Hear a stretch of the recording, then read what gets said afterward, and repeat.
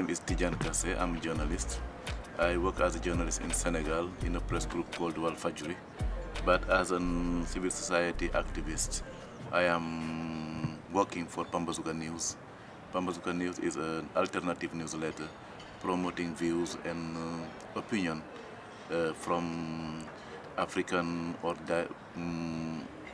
academics, African activists, African researchers, and in the diaspora also, on views impacting on Africa and on global issues, just to have Africans express their views and participate in the exchange of ideas around the world.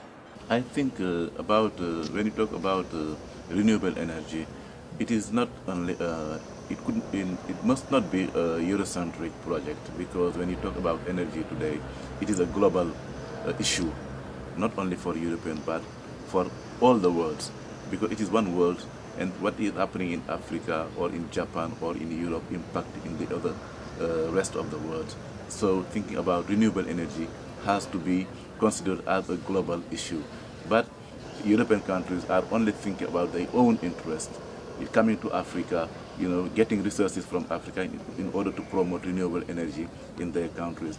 If you see land grabbing today, producing biofuels today in Africa, they do not take care of what is happening in Africa. If they come, they grab a lot of land. African farmers do not have access to land. African farmers cannot produce what they need for their own consumption. And it is increasing poverty in our countries. And at that time, European countries are only thinking about their own interests. African countries, African governments are aware of the necessity to make a shift.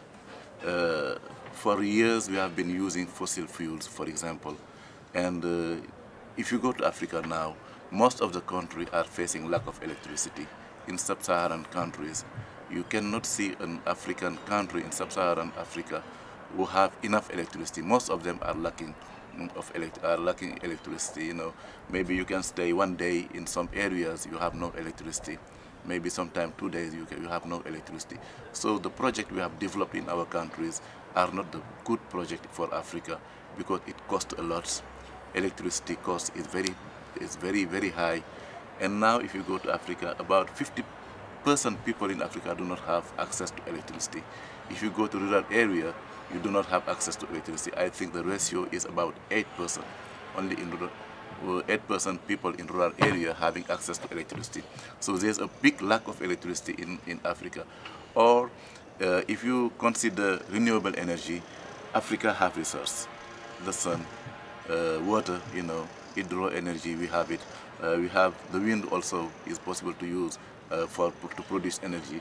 So I think it is a sector African countries have to focus on, because we have the resources, and maybe the technology is not available yet, but we can invest on that, and at least the lack we have of electricity, try to develop alternative solution instead of always going on the same way, having very costly, having electricity that costs a lot, and people do not have access to this electricity, and having all these kind of resources around us, and we do not have to exploit them, we do not have to use them.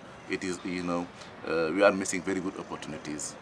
As far as the African Development Bank involvement in development in Africa, ADB is very important, because in many sectors ADB is important, because now ADB, I think, is the first investor in Africa as a bank. It is not the World Bank, but the ADB, who's putting the biggest part, the biggest amount of money in Africa is from ADB. And ADB is an African bank, is bank for Africans.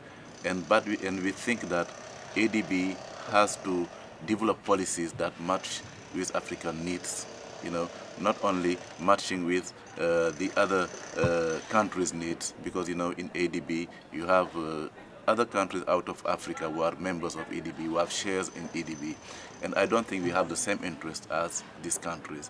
So I think that regarding to energy sector, ADB has a vision. It is a good vision. It is that we have to develop renewable energy in Africa, And also we cannot also say we are going to stop fossil, fossil energy. We have to go on the two sides, using the both side of energy in our capacity in producing energy in Africa. But the problem with ADB policy is that there's a lack of pathway. What is the way to go, and what are the next the milestones we have to get in mind in order to go to, for example, renewable energy, because we know that it's time to stop using a kind of energy that is not adapted to the new environmental policies, because we are facing climate change and other things, other kind of issues in our countries, and renewable energy is important. But as I was saying, the problem with the ADB policy is a lack of consistency. What are we going to do? What are the priorities for Africa? If we invest in fossil fuel, and we have to invest also on renewable energy, to what extent do we go on one side, and to what extent do we go to another side? What will be the deadline for Africa, for example, to do the shift, coming from the old system to the new system? In our countries, most of the institutions have a good vision, but they do not have a clear way to go to this. And if they have this kind of, not being clear, it is a way of telling, oh, okay, I promised, but I did not do. I promised, I did this, because there is no, indicators that will show us that you have succeeded or you have failed. And in the policy of ADB, when you have access to this, when you read it, you see that, okay, you have a clear intention to do something, but you do not have the way to go to that. And you do not have a clear agenda on what to do, how to do it, and what are the constraints ADB have to respect in order to fulfill the engagement on this. Energy is a very important issue now in Africa, and many organizations are focusing on that. As I was saying, now there's a coalition of civil society organizations in Africa, coming from different countries. Their purpose is to act as a partner for ADB. What I mean by partner is that they are collaborating with ADB and giving inputs or expressing views on ADB policies. If there is a new policy, ADB submit this policy to the civil society organization, so they can give their feedbacks, their input to this policy. And what we try to do is to give ADB a way in order to match with African interests, and the energy policy of ADB have been criticized by the civil society organization, telling them that we have to be more focused on specific sectors that are profitable to African countries. We do not have to invest a lot in big dams, for example.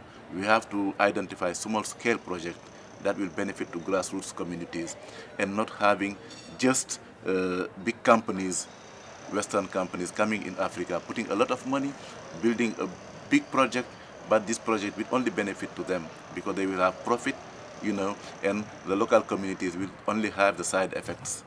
And also, you will have the one person in our country who are enough rich to have access to the services coming from this big project. And energy is one of these sectors. So now you have a lot of civil society organizations in our countries who are trying to get together, coming from different perspectives, coming from different areas of action, and trying to get together and have a broader view, on all these linked areas that are impacting on Africa. Because when you speak about energy, you speak about gender, you speak about environment, you speak about local development, you speak about a lot of things different NGOs are, dealing with. So this kind of coalition is important. And in Africa, you have different kind of forum where these different organizations are getting together on a national level, on a West African level, or on a continental level. So there's a constant sharing of ideas in order to to take in charge this kind of issues. And it is not only the civil society organization discussing, but it is also having a link with the grassroots organization, you know, in order to have the point of view from the grassroots, and also in order to have this kind of impact on our local governmental policies, making advocacy, lobbying if necessary, in order to change things. And I think that in many ways, civil society organizations now in Africa are changing things. It is not enough, but we have been successful on different issues. For example, the economic partnership agreements, not been signed by African governments. A lot of African governments have not yet signed this economic partnership with Europe. It is because of the civil society mobilization saying that it is not a good agreement. It will be, it will be a big damage for Africa to sign this kind of partnership. And until now, they started negotiating 10 years ago, and until now, African countries have not yet signed, because civil society is giving arguments, giving documents showing them that you do not have to sign that, because our government have sometimes a lack of resources. They do not know the way the European countries or Western countries want to pull them on that way, And if the civil society have this kind of information, this kind of documents, they can share it with our government, because our government most of the time are just looking for money, If some people are coming to invest, they do not think about what will be the impact tomorrow. What is interesting for them most of the time is the resources I'm going to get, but the impact is for tomorrow. Maybe I will not be there here, as president or as prime minister or as anything else, and I don't care about, I don't mind what will happen when I'm not here, And civil society organizations are playing key role on this end. A lot of change are happening in Africa, and civil society is contributing on that.